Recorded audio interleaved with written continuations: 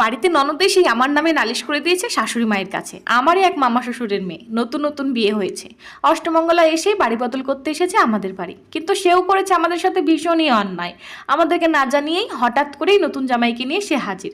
প্রথমে তো আমরা হতবাক হয়ে যাই, নতুন জামাইকে কি করে আদর সম্মান করবো ভেবেই মাথা খারাপ। শাশুড়ি মা তো ব্যস্ত হয়ে গেছেন, একবার এ ঘর যাচ্ছেন একবার ও ঘর যাচ্ছেন, কিন্তু কিছুই বুঝে উঠতে পারছেন না কি করবেন। ও মা, ব্যস্ত হয়েও না, ফ্রিজ থেকে চিকেনটা বের করো তো। মা বলে, নতুন জামাই প্রথমবারের জন্য এসেছে, চিকেন দিয়ে কি আর খেতে দেওয়া যায়? তুমি অত টেনশন করো না, এমন রান্না করবো তো তোমার জামাই টেরই পাবে না চিকেন দিয়ে ভাত খাচ্ছে নাকি মাটন দিয়ে।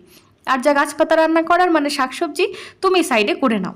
এদিকে দুজনেই তোড়জোড় রান্না শুরু করে দিয়েছি। শাশুড়ি মা একবার মুখ ফুটে বলেই ফেললেন, খেতে কেমন হবে জানি না, তবে দেখতে একেবারে মাটনের মতোই লাগছে জানো তো বৌমা।